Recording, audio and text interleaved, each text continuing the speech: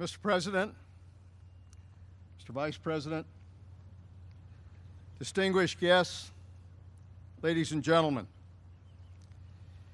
it is indeed a privilege for me to be able to honor two very special persons and two very special human beings.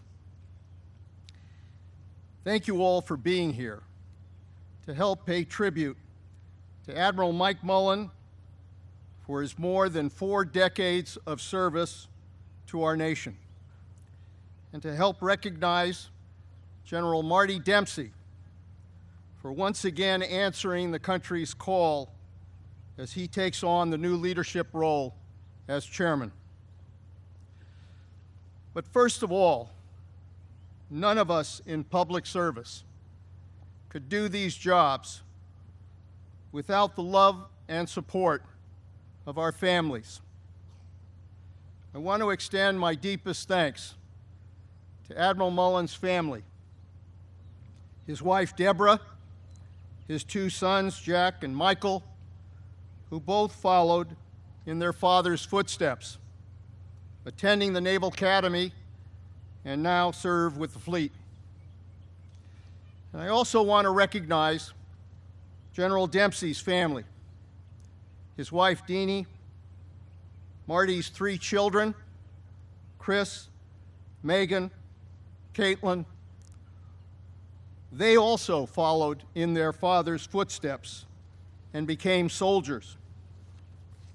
It is truly inspiring to see the same commitment to serve this nation passing to a new generation of leaders who will follow in the footsteps of their fathers.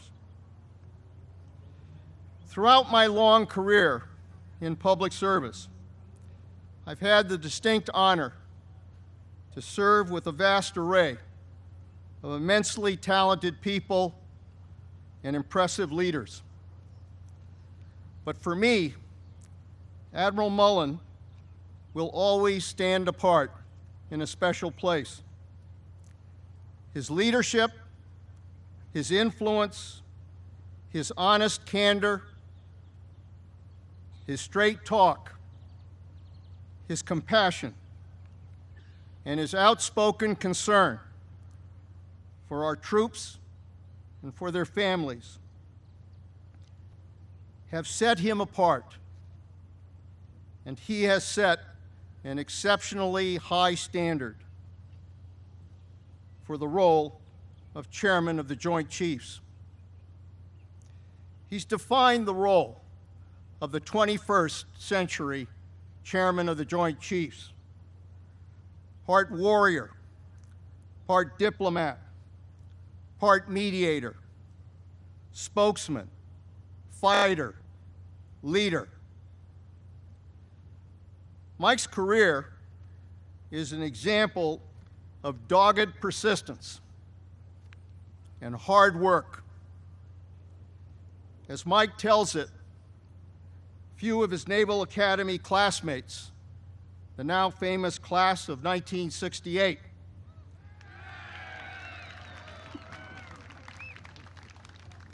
I think most of them are here. But most of them would not have predicted that Mike would last 5 years in the Navy, let alone rise to the pinnacle of his military profession. And yet, after serving in the fleet, seeing combat in Vietnam, Mike was taken by the Navy, and the Navy was taken by Mike. And thanks in part to great mentors who saw his deep inner strength, his leadership qualities, he flourished, rising to command the Carrier Strike Group, U.S. Naval Forces in Europe, and serving as the 28th Chief of Naval Operations. Mike came into the job of chairman in the fall of 2007, which was not an easy time. It was a critical time for our military and for our country.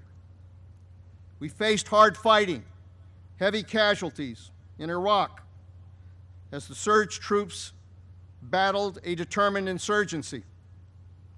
Afghanistan was slipping away as the Taliban expanded its presence throughout the country. And our military forces, particularly the ground troops, were under tremendous strain, deployment after deployment after deployment. He was determined to preserve the health of our all-volunteer force, even in the face of the unrelenting demand from these wars. He saw what the repeated deployments were doing to America's finest. Our young men and women, exhausted, wounded warriors, returning home bearing the scars of war, and those bearing unseen scars, forever changed by the horrors they witnessed. Mike saw, before many others, that the war in Afghanistan needed more attention, more resources, and a new approach. And we owe a great deal to Mike's vision, his determination, his dedication, and his tireless work as a military diplomat throughout the region. And I am personally honored by the fact that the operation that took down bin Laden could not have been done without Mike's support and without his cooperation. He also made extraordinary progress on Asian-Pacific matters. He worked to prevent a dangerous escalation in the conflict in the peninsula, the Korean Peninsula, and helped our allies, Japan and South Korea, forge closer ties. And perhaps the single issue where Mike's influence was most decisive was the repeal of Don't Ask, Don't Tell. At a moment in time when few thought it was possible, his courageous testimony and leadership on this issue were major factors in bringing about this important change. His courage and his honesty achieved what will be forever known as a milestone in the history of equal rights for all. Mike tells it like it is, and frankly, that's a rare quality in this town. At a dinner this week, I was reminded by Mike that his father was a Hollywood publicist. And as I thought about it, I stated that Mike, in many ways, represented in my mind the culmination of all of the qualities from The Wizard of Oz. A great brain, a great heart, and great courage, and sometimes a little wizardry behind the curtain to get things done. So it's time to say a few words as well about his Dorothy, the remarkable woman who has been by his side since his first date in 1967 at an Army-Navy game, his wife, Deborah. Actually, both of them came from showbiz families. Her mother was a dancer from Australia, and I know their love of the theater continues today, and hopefully they'll now have some time to enjoy that. Deborah, as we all know, has been a steadfast and tireless advocate for more and better resources to care for our wounded warriors and their families. She's been at the forefront of issues confronting military families, spousal employment, homelessness, survivor benefits, education, post-traumatic stress, and no one has done more to bring to light the special challenges being faced by military children, whom she would have often noted labor under a special kind of fear. As only a military spouse and a military mom could do, she was a powerful voice for our families. Deborah, you are a national treasure, and the country owes you a profound debt of gratitude.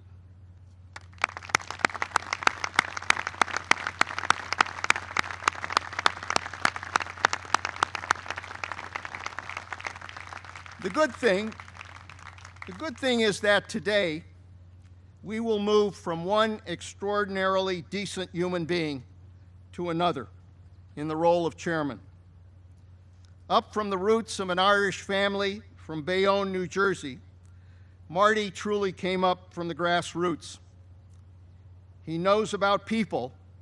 He knows about hard work. He knows about sacrifice. Having worked with Marty over these past few months, I can say that the President made a truly inspired choice in picking him to serve as the next chairman of the Joint Chiefs of Staff. He brings a keen intellect, proven leadership, strategic vision, and most of all, humanity to that critical post. And oh yes, he tells it like it is as well, only with an Irish smile. Marty's strategic vision is the right one for this time of transition as we craft a joint force that can defeat the wide range of security threats that we face in the world today and in the future. At this time of budget constraints, he will be a great partner in maintaining the best defense force in the world. Marty, I know that both the President and I will greatly benefit from your advice and counsel. I'm also delighted that your wife, Deanie, is joining our team. She, too, is a real friend to military families, an advocate of wounded warriors, and I know that you'll continue to champion the cause of military families. As the new Secretary of Defense, I am supremely confident of the future because we have the strongest military force in our history and in the history of the world. And it is strong exactly because we can replace one great warrior with another. The men and women in uniform are the greatest asset we have. They are our greatest strength.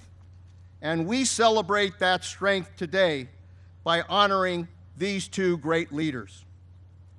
It is now my privilege to introduce another great leader who cares deeply about our men and women in uniform. Ladies and gentlemen, our Commander-in-Chief, President of the United States, Barack Obama.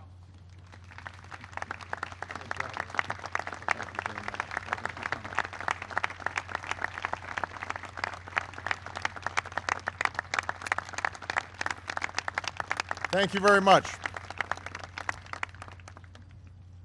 Secretary Panetta, thank you for your introduction and for your extraordinary leadership. To members of Congress, Vice President Biden, members of the Joint Chiefs, service secretaries, distinguished guests, and men and women of the finest military in the world. And most of all, Admiral Mullen, Deborah, Michael and I also want to acknowledge your son Jack, who's deployed today. All of you have performed extraordinary service to our country. Before I begin, I want to say a few words about some important news.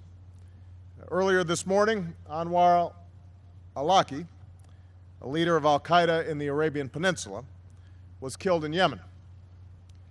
The death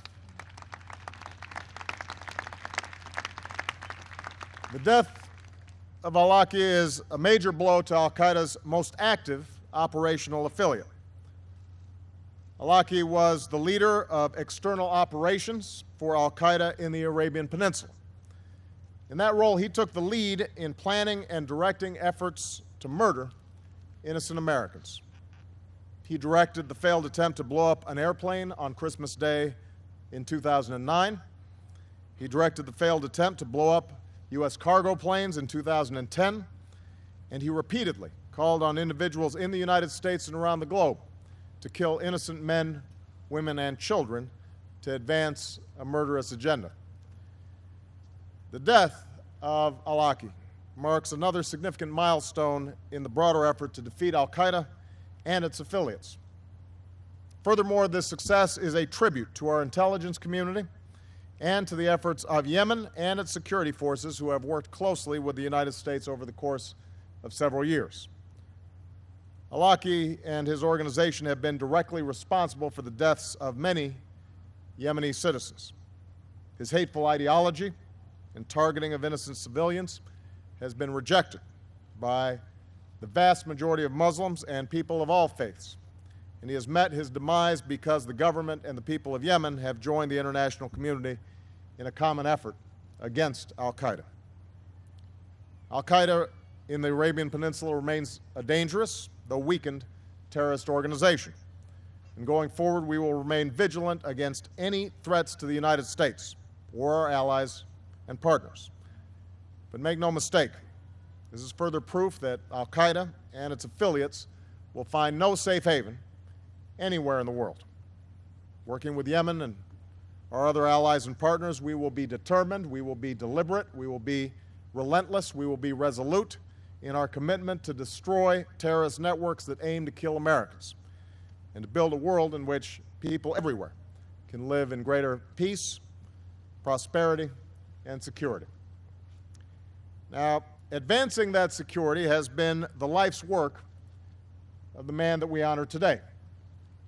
But as Mike will admit to you, he got off to a somewhat shaky start. He was a young ensign, just 23 years old, commanding a small tanker, when he collided with a buoy. As Mike later explained in his understated way, when you're on a ship, colliding with anything is not a good thing. I tell this story because Mike has told it himself to men and women across our military. He has always understood that the true measure of our success is not whether we stumble, it's whether we pick ourselves up and dust ourselves off and get on with the job. It's whether, no matter the storms or shoals that come our way, we chart our course, we keep our eye fixed on the horizon, and take care of those around us, because we all rise and fall together. That's the story of Mike Mullen. It's the story of America, and it's the spirit that we celebrate today. Indeed, if there's a thread that runs through his illustrious career, it's Mike's sense of stewardship, the understanding that as leaders, our time at the helm is but a moment in the life of our nation. The humility which says, the institutions and people entrusted to our care look to us, yet they do not belong to us. And the sense of responsibility we have to pass them safer and stronger to those who follow. Mike, as you look back as your 4 consequential years as chairman and your 4 decades in uniform, be assured our military is stronger and our nation is more secure because of the service that you have rendered.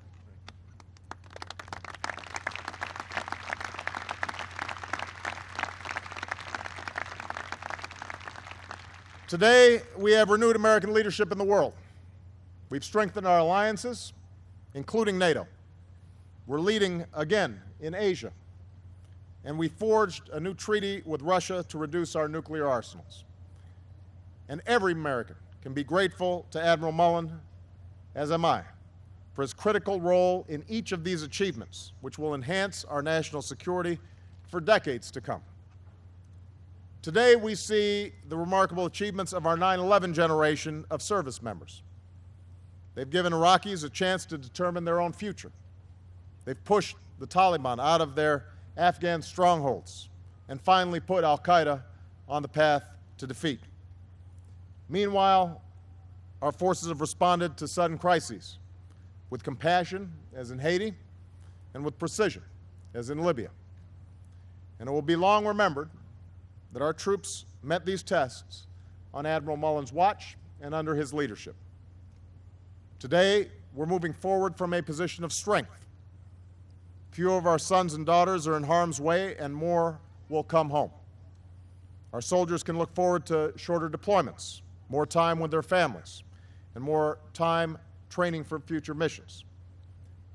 Put simply, despite the stresses and strains of a hard decade of war, the military that Admiral Mullen passes to General Dempsey today is the best that it has ever been. And today, thanks to Mike's principled leadership, our military draws its strength from more members of our American family.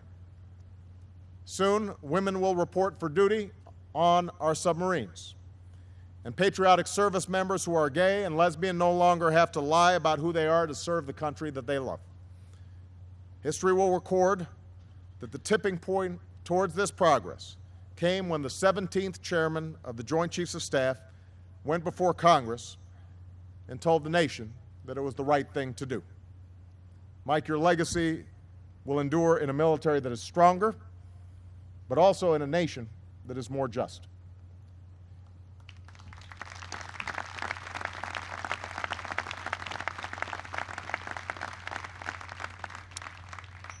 Finally, I would add that in every discussion I've ever had with Mike, in every recommendation he's ever made, one thing has always been foremost in his mind: the lives and well-being of our men and women in uniform. I've seen it in the quiet moments with our wounded warriors and our veterans. I saw it that day in the Situation Room as we held our breath for the safe return of our forces who delivered justice to Osama bin Laden. I saw it at Dover as we honored our fallen heroes in their final journey home. Mike, you have fulfilled the pledge you made at the beginning to represent our troops with unwavering dedication.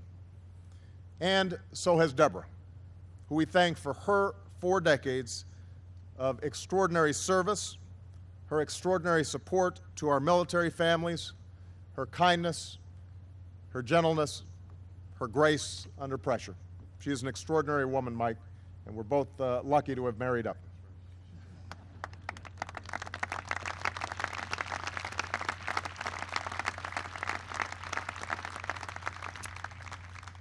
Now the mantle of leadership passes to General Marty Dempsey, one of our nation's most respected and combat-tested generals.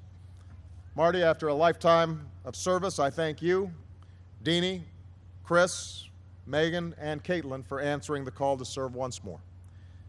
In this sense, today begins to complete the transition to our new leadership team. In Secretary Panetta, we have one of our nation's finest public servants. In the new Deputy Secretary, Ash Carter, we will have an experienced leader to carry on the work of Bill Lynn, who we thank for his outstanding service. And the new Vice Chairman, Admiral Sandy Winfield, will round out a team where, for the first time, both the Chairman and Vice Chairman will have the experience of leading combat operations in the years since 9/11. Leon, Marty, Ash, Sandy, men and women of this department, both uniformed and civilian, we still have much to do, from bringing the rest of our troops home from Iraq this year to transitioning to Afghan lead for their own security, from defeating al-Qaeda to our most solemn of obligations, taking care of our forces and their families when they go to war and when they come home. None of this will be easy, especially as our nation makes hard fiscal choices. But as Commander-in-Chief, let me say it as clearly as I can. As we go forward, we will be guided by the mission we ask of our troops and the capabilities they need to succeed. We will maintain our military superiority. We will never waver in defense of our country, our citizens, or our national security interests. And the United States of America and our armed forces will remain the greatest force for freedom and security that the world has ever known. This is who we are as Americans, and this is who we must always be. As we salute Mike Mullen as an exemplar of this spirit, we salute him for a life of patriotic service. As we continue his legacy to keep the country that we love safe, and as we renew the sources of American strength here at home and around the world. Mike, thank you from a grateful nation.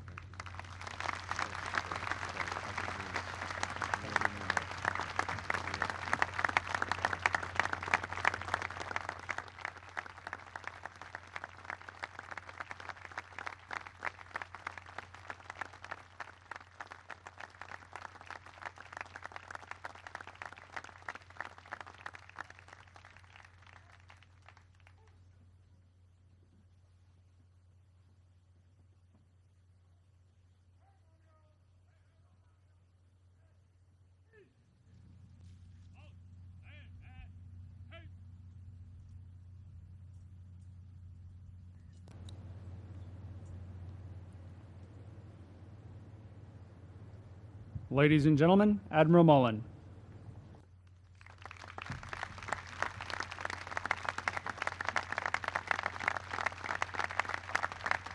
Thank you.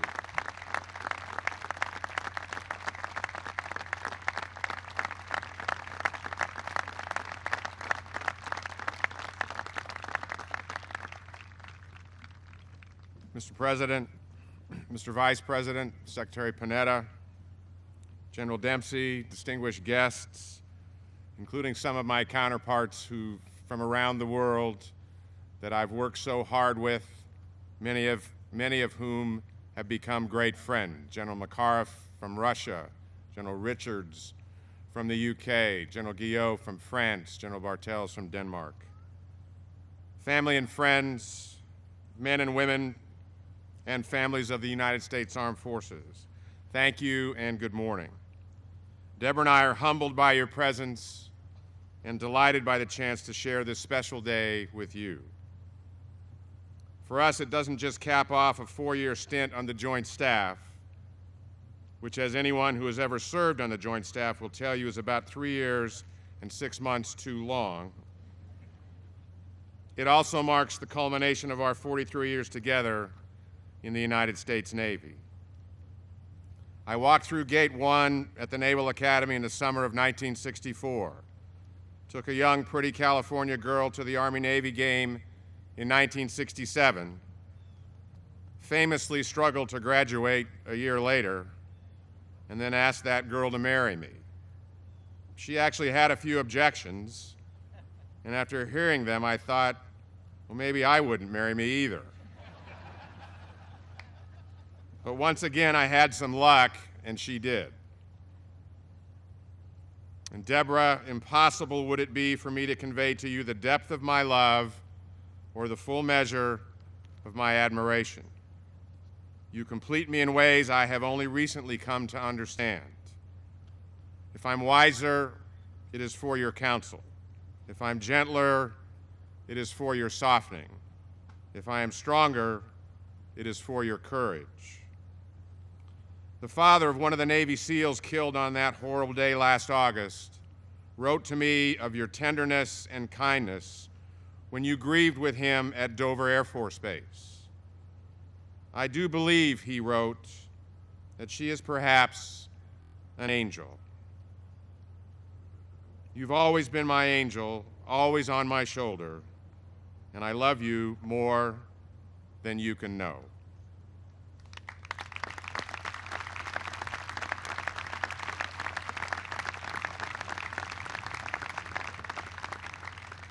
And like that gentleman, I too am a proud Navy father. Actually, I'm a proud Navy grandfather now, and I have the bibs and diapers to prove it. My sons, Jack and Michael, as has been mentioned, served this nation in uniform, one in naval aviation and the other in surface warfare. No father could be more proud, and I love you, boys. Thanks for being there for me and your mom, for enduring the long separations, for keeping me, if not exactly sane, then at least well-grounded. You've grown into the best of men and the finest of naval officers, and I look forward with great eagerness to watching your careers unfold. As for my career, I know my mom would be proud, and my dad would have been thrilled. And I think if you ask any of my classmates down there from the great class of '68, they'd tell you they've been wholly amazed by my success.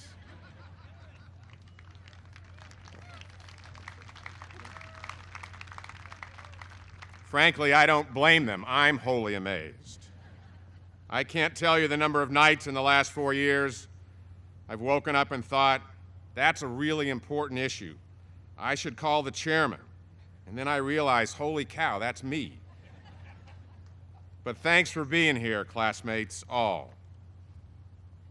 I could thank thousands of others here today, mentors, friends, colleagues, and family, people who had an enormous influence on me and Deborah, people who made possible every success we've known and made lighter, heavy hardship we've weathered.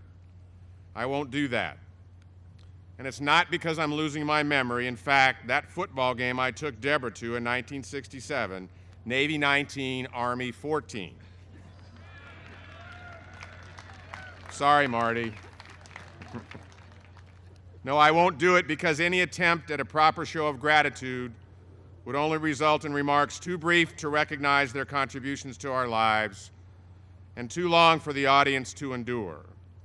Those closest to us know who they are and what they've done for us. They know we love them and that we are indebted to them. To all of you, from both of us, thank you. And to those of you who aren't the closest to us, well, maybe you should have stepped it up a notch. It doesn't hurt to have friends with access to drones.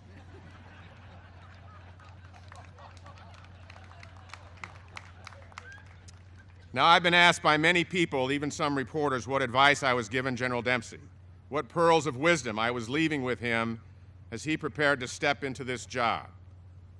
I've been reticent to reveal any of that, to be honest. I mean, a big part of the job is discretion. It's keeping private the counsel you give our nation's top leaders. I've always taken that responsibility very seriously, always considered that a low profile was best, sort of like my hero, George Marshall. I said as much to David Letterman on his show, and it's all on my Facebook page if you want to see it. To be fair, the position of chairman of the Joint Chiefs is often misunderstood and more than a little confusing. I know because when I tweet, people tweet back and go, "Who are you anyway?" I was at a dinner party a couple years ago when a woman approached and asked me what I did in the military. Not wishing to make a whole thing of it, I told her I worked in the Pentagon.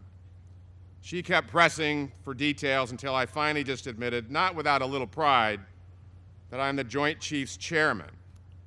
"Oh," she said, her eyes suddenly downcast. "I guess I thought with all those medals and stars you were somebody important." "But I am," I stressed. I'm the president's top military advisor." Her face turned ashen, her eyes got big. Clearly, she was embarrassed. "Oh my goodness, General Petraeus, I'm so sorry."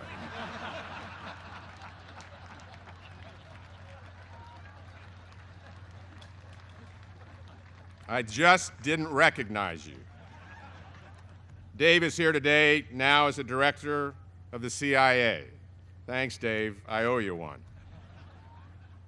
But look, if you really want to know what I told Marty, it's pretty simple. I told him to remember that he isn't just the president's advisor. He's the personal representative of the 2.2 million men and women who make up our armed forces and their families. I told him he had a bully pulpit in this job and that he should use it to voice their needs and their concerns and their accomplishments. They won't ask him for that help, but they will need it. They won't ask him for anything more than his leadership, and sometimes, try as he might, he will believe that he has fallen far short. I told him he would never be more proud than when he stood amongst the ranks of troops from other services and saw that they shared the same professionalism, the same dogged pride, and the same determination to win that I, as a sailor, saw in his soldiers. I told Marty he would love going to sea on one of our ships and that he should seek out the earliest opportunity to do so, but that he shouldn't wear one of those ear patches for seasickness. They work okay, they just don't look very good. I told him his fellow chiefs of defense from nations big and small are really the only other people in the world who have any idea what sort of pressure he's under. He will find them sources of immeasurable wisdom and clarity and support. Same goes for the chiefs and our combatant commanders, who I have to say are the best team of leaders with whom I have ever served.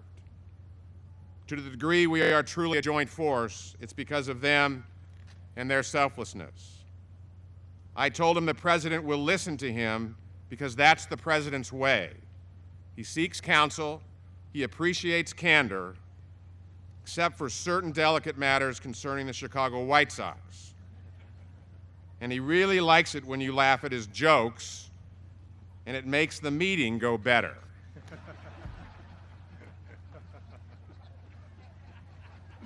I've had every opportunity to offer my views to the president. All of my advice has been heard. A military man or woman can ask for nothing more of their civilian leaders, and they should expect nothing less. President Obama made it clear from the beginning that he valued military counsel and that protecting the American people was his top priority. And he's made good on both promises. Bin Laden is dead, Awlaki is dead, Al-Qaeda is a much diminished network.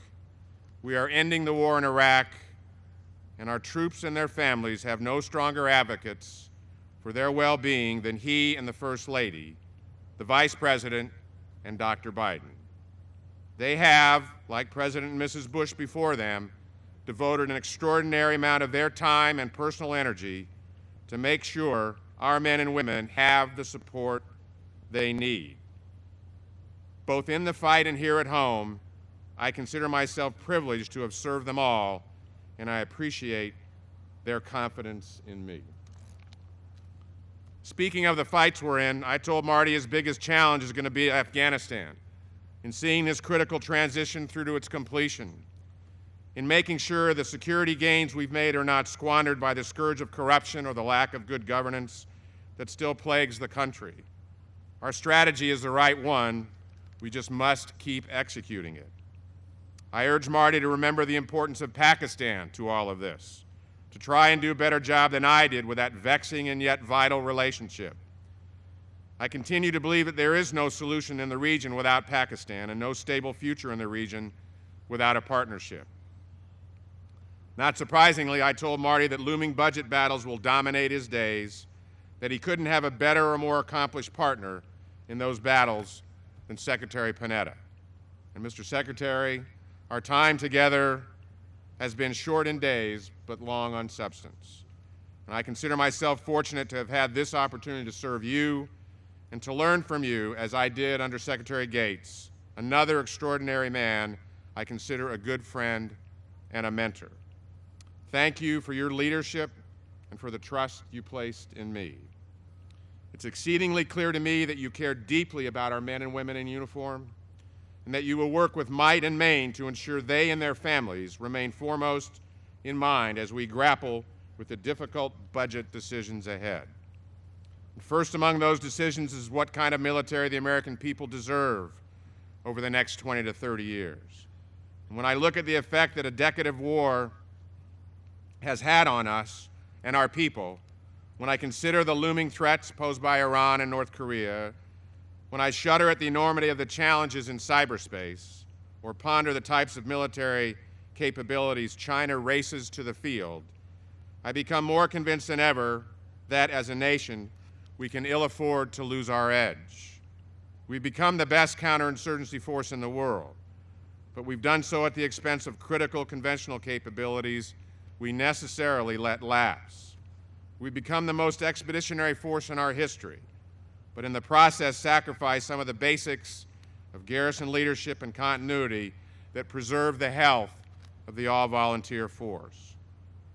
Cuts in defense spending are fair game, and we should do our part, but cut too deeply, and we will burn the very blanket of protection we've been charged to provide our fellow citizens.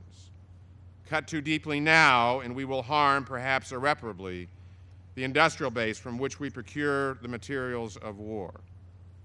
And finally, I told Marty to consider this job a marathon, not a sprint, that time is both his best friend and his worst enemy. I never seem to have enough of it to do the things I wanted, and it's hard to believe it's over. But Marty, you're going to be great. You're absolutely the right person for this job, a combat-proven leader who cares about all of us. And with Deanie at your side, the two of you are the right team for these times. And Deborah and I wish you all the best. And if I may, I'd like to also extend personal wishes from Deborah to our military families. The words that follow are few, but they are hers. And I quote, "Nothing can be more trying at times than life in the military, the deployments, the stress, the uncertainty, and the fear. But then nothing born from ease and comfort can ever foster the pride and the resilience that military families exude every day. It has been my honor, my deep honor, to be a military spouse and a Navy wife, and to know so many others who would wait and worry and work so hard. Thank you for your quiet sacrifice and for empowering me to represent your concerns. It's been the greatest privilege. I will miss the life, and I will miss all of you. Deborah. For my part, I have only one last thing to say, and it's to my fellow citizens. The men and women of your armed forces are the best we've ever known. They believe in what they are doing, and all I ask is that you continue to believe in them. Continue to look for ways to reach out to them and to their families, to wash over them in what I call this sea of goodwill that I know exists in the country. War has changed them and their loved ones forever, but it has not changed their dreams. And you can help make those dreams come true. Hire them, help them buy a home, get them started on a path to an education. Give them a chance, that's all they want. And I know it's tough to do because you too are struggling, and America is struggling. And the wars you sent these young men and women to fight aren't exactly foremost on everyone's minds. But they fought them for you. They're still fighting them for you. And that is very much foremost on their minds. What makes this country so special is not our accomplishments. It's how we bounce back from adversity. It's how we beat back our fears. It's the way we soldier through disappointment and trial. These are the hallmarks of a great people. And we talk about the resilience of our troops and their families as if it is something apart from the rest of society. It isn't, or at least it shouldn't be. Where do you think those troops learn to be so brave?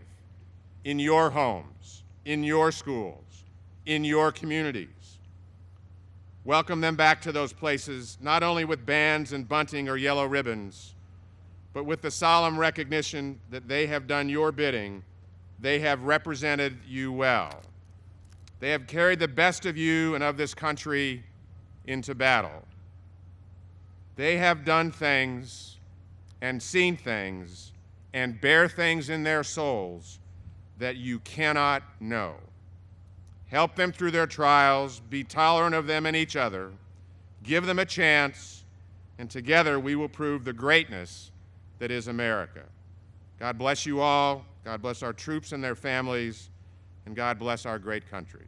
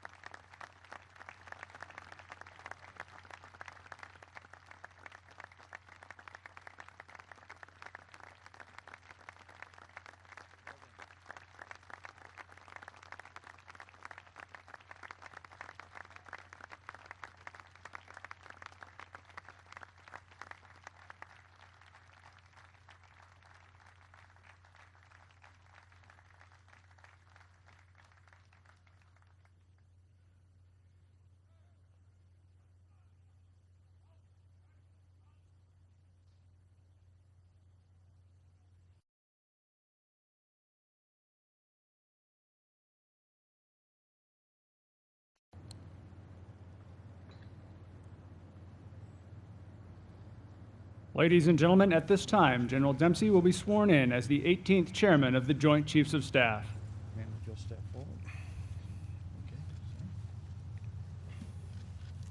I state your name, I, Martin Edward Dempsey, having been appointed by the President of the United States to the position of Chairman of the Joint Chiefs of Staff, having been appointed by the President of the United States to the position of Chairman of the Joint Chiefs of do Staff, solemnly swear do solemnly to swear support and defend the Constitution of the United to States support and defend the Constitution of the United States against all enemies, foreign and domestic, against all enemies, foreign and and domestic, bear true faith and allegiance to the and same. bear true faith and allegiance to the same, That I take this obligation freely, that I take this obligation freely without any mental reservation or purpose of evasion, without any mental reservation or purpose of evasion, and that I will well and faithfully and that I will well and faithfully discharge the duties discharge the duties of the office upon which I'm about to enter, of the office upon which I am about to enter. so help me God. So help me God.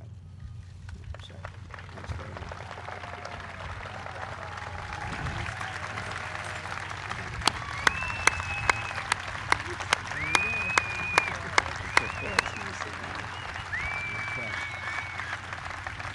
Congratulations.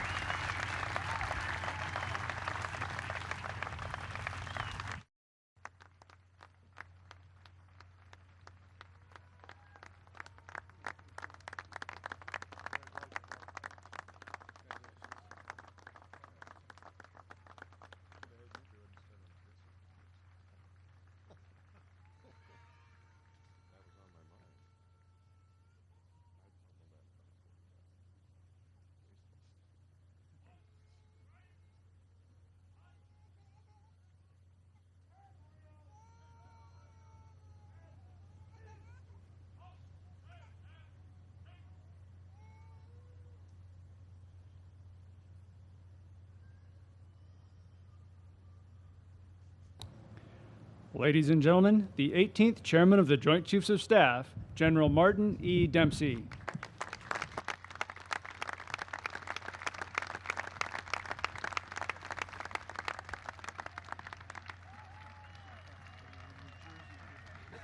The groom side is at it.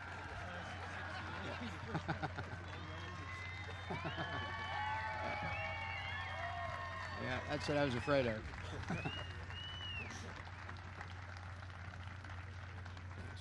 President Obama, Secretary Panetta, thanks for the vote of confidence and for allowing me the honor and privilege to continue to serve this nation in uniform. Vice President Biden, thank you for your support through the years. I've got a lot of family and friends here today. You probably heard a bit of that a moment ago. My thanks to all of you for your love and support.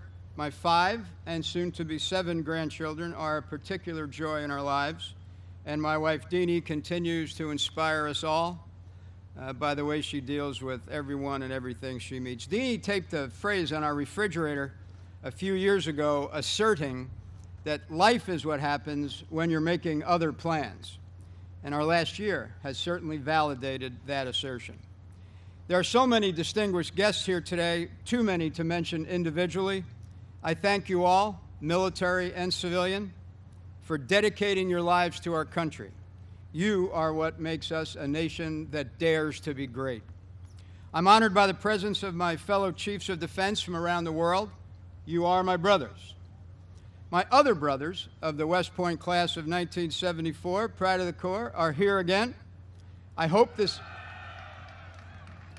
is our last gathering for a while, or it will mean that something hasn't gone very well. I also have some high school classmates here from John S. Burke Catholic High School in Goshen, New York. They're here to confirm the fact that miracles do happen. Admiral Mullen and Deborah, thanks just seems somehow inadequate. Awesome seems a little more appropriate, but maybe a phrase better uttered by another generation. However we describe your last 4 years, you've been an extraordinary patriots and friends. Although you're a sailor and I'm a soldier, in the tradition of the horse cavalry, I want you to know that I will be proud to tell people that I rode with Mike Mullen during some of the most challenging times in our nation's history. Thanks for everything.